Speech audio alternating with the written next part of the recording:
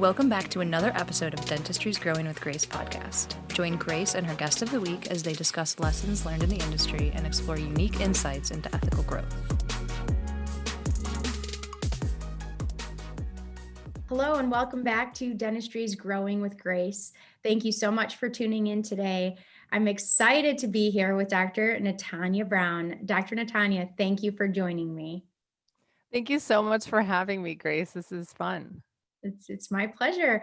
So give our listeners a little bit of information about you and your background connection to dentistry and how you got to be in the position that you're in today.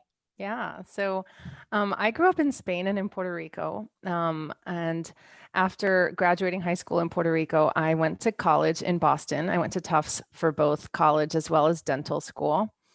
And I thought initially that I was going to follow my sister's footsteps. She's a physician and she's several years older than me. So while I was in college, I spent a summer with her. And at that time, she was in her medical residency. And, you know, she had a lot of friends that had gone through dental school and actually really enjoyed it. And I mean, obviously, the dental school process is a grueling one, but they were very happy with their choice. And so she just recommended that I consider dentistry as an alternative to medicine. And, you know, as with any kind of decision, when it comes to, you know, big life decisions, it was really a leap of faith, but I decided, you know what, let me apply. And one thing led to another. And I'm very grateful that I was accepted to dental school. And so I actually stayed at Tufts for, so out in Boston for dental school as well. And then I carried on to do a GPR at Harvard immediately after finishing my dental school training at Tufts. So I stayed in Boston to do a GPR, and then I did work in private practice as a general dentist for another year before specializing in endodontics. Awesome. So, yeah, and then after specializing in endodontics, my husband and I moved out to San Francisco, where I've been practicing since. That's wonderful. And in this, so do you practice full time? I don't, and I've practiced in various different capacities throughout my 15 years as a dentist. So initially, I was an associate in various endodontic offices, and several years ago, I had the opportunity to buy a practice, and so I owned a practice for about 2.5 years. It was a tricky time because I was pregnant with my second son, and really all of the pressures of keeping patients happy, keeping referrals happy, you know, just the learning curve of owning a practice was really quite overwhelming to me. And then obviously also keeping my children happy and healthy, et cetera. So just keeping that balance I found to be very difficult. And ultimately I decided to sell the practice and go back to being an associate. Awesome. And I think a lot of people can relate to that time period that you just explained and how challenging it can be. And that's a big part of why I have this podcast and why I have this video cast in this group is because it is challenging to be a business owner. It's challenging to be a dentist. It's challenging to be a parent. And life can be challenging for any of us. And so if we can share little tidbits with each other as we go as to how to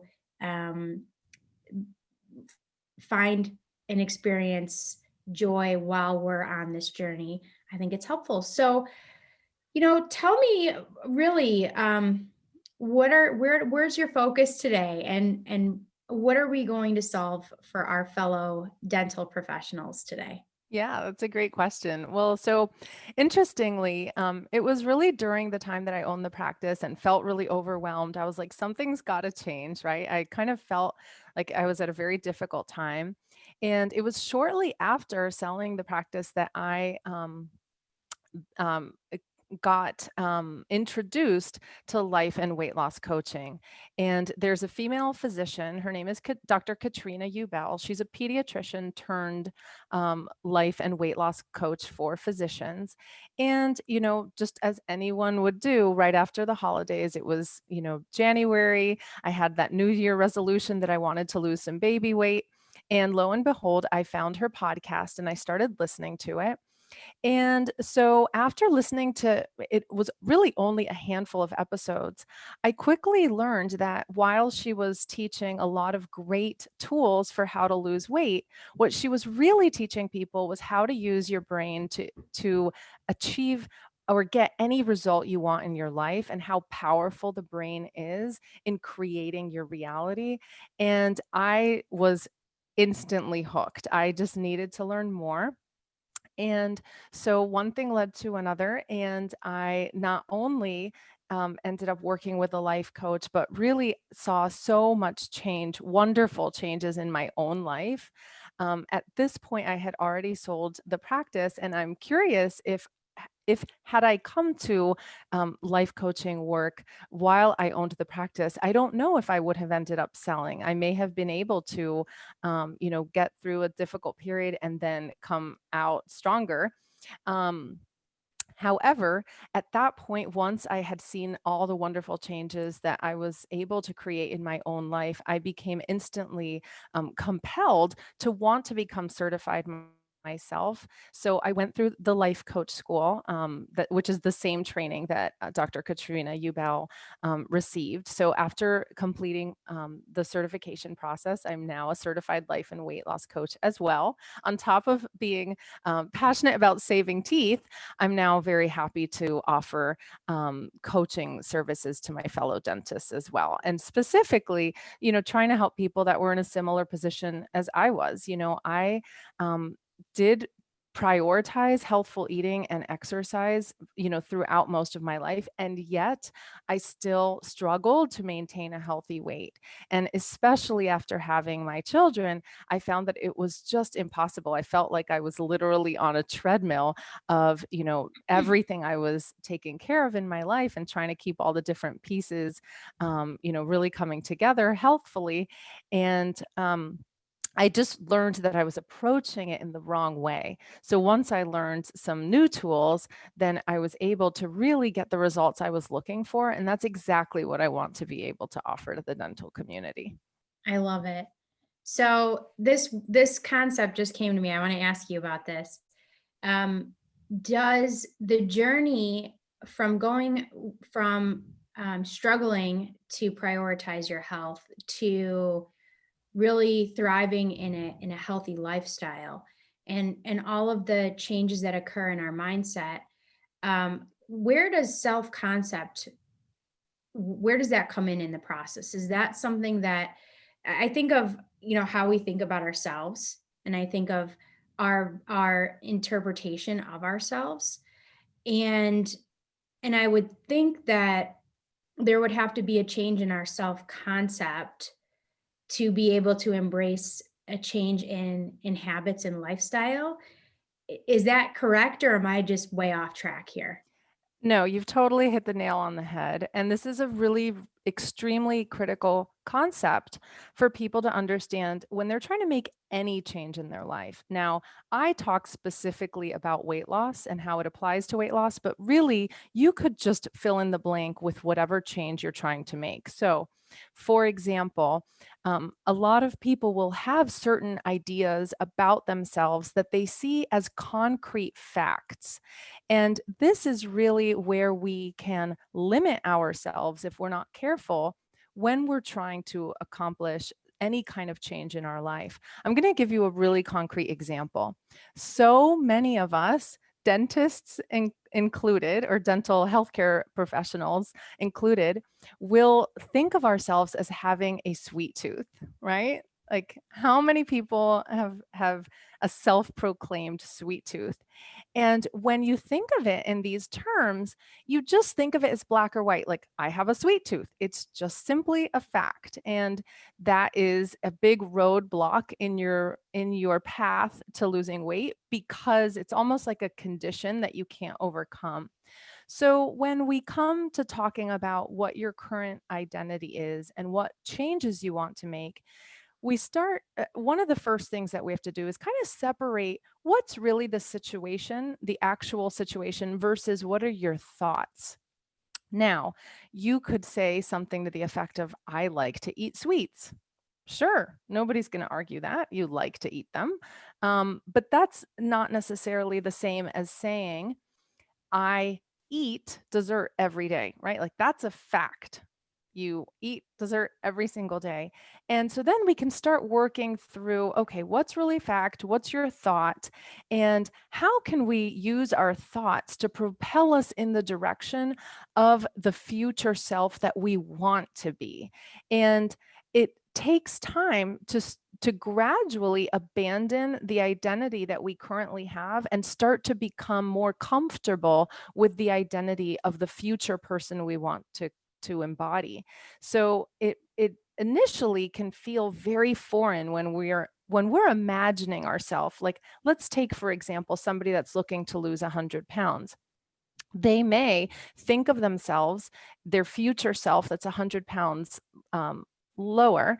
They may think, well, that person seems very, very foreign to me. I can barely identify with that person at all. However, gradually in the process, you need to slowly start to shed the present identity and over time start to really identify more with that future person. That doesn't happen overnight, but gradually and slowly combing through some of these limiting beliefs is the process that I usually take people through in order I love that. to get to that future person. I love that. And I just want to speak to this a little bit too from a business perspective. It's we take these personality profiles and we have these things that define us, and we have these, studies, and especially in dentistry, I meet a lot of people who are very analytical, detail oriented, obviously focused on scientific things and things that can be proven. And so I see tests come back saying, well, you're a very this person, you're a very that person. And I guess my underlying bonus message for the day is what I'm going to call it, is that there is nothing in you that has to be concrete.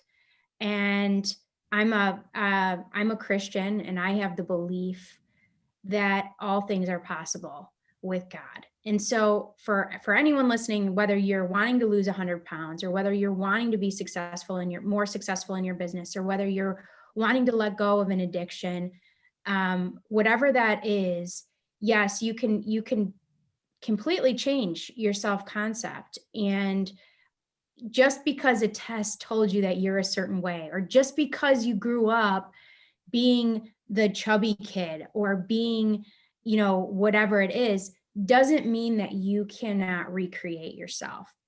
And one of the things that I've been told over and over again by personality profiles, by employees, by many people in my family, is that I'm impatient. I'm an impatient person. And I think I have been impatient in my life in a lot of things. And I've been told that I'm a controlling person. And I'm sure I've been controlling in a lot of situations in my life. But that doesn't mean that those are the characteristics that define me, or that I have to continue to live my life that way. And so I love this conversation. I really do. And I love the opportunity to remind people that they have a part in who they become and who they are. Absolutely. And you brought up such an interesting point, because there are a lot of, personality assessments and different types of tools to kind of put you in some kind of a bucket of like, who you are. And these tests are great. I'm not knocking them in any way, but we need to see them as a tool to understand more about how our brain works, and recognize that regardless of what score we get, or what category we get on these tests, we can use all of the different parts of our personality to propel us in the direction we want. We don't need to see them as liabilities. We can see them as assets, right? Yes, absolutely. And I just had a post in my Facebook group, Dentistry's Growing with Grace. I posted earlier this week, or maybe it was last week, what is one strength that you possess that's also a weakness? And really, they're all strengths and weaknesses. Yeah. In different applications. So So what would you say? So tell me a little bit about what you can do to support someone. So say we have someone who's listening and they're like, you know what? I've tried the diets. I've tried counting calories and eventually I've given up and I need to do something different. Tell me just a little bit about what is it like when you work with someone and how do you approach these things maybe in a more um, in a different way? Yeah, that's a really great question.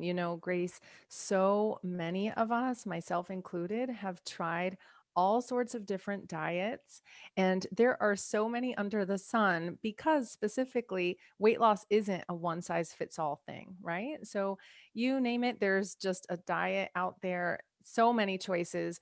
And to be perfectly frank, most diets will work. It's not a question of, whether there's a diet that's better than another. Everybody is very different. Everybody's system is different, right? So there may be a diet that's best for one person over another. But ultimately, if you pick a diet that's suitable for yourself, it's probably going to work as long as you actually follow whatever they tell you to do, right? That's half the battle. However, most people, when we go in to start a diet, we look at it as a short-term thing, right? And so we go in with the mentality of, I'm going to lose X amount of pounds. That's my goal. I'm going to be on this diet for a certain amount of time. And then once I'm done, I, check it off my to-do list and then I'm done. I'm just going to, what's the natural thing that happens at that point is you're going to go back to your regular old way of eating. So, most diets, while they work for the short term, if you're lucky, they're typically not successful at really keeping weight off permanently. And that's really because most diets are focusing really just on what are you eating and how much are you exercising. They're kind of looking at the just those two things, and they're not asking the bigger question of why are you eating to begin with? Why are you hungry at these times, and why are you eating when you're not hungry? So when I work with clients, I like to, certainly we talk about what are you eating and how much are you exercising, yes, but we ask much deeper questions to figure out really what's going on that you're choosing to eat when you are not hungry. Now, the clients that I serve are people that are eating and are overweight because they are typically eating when they are not hungry.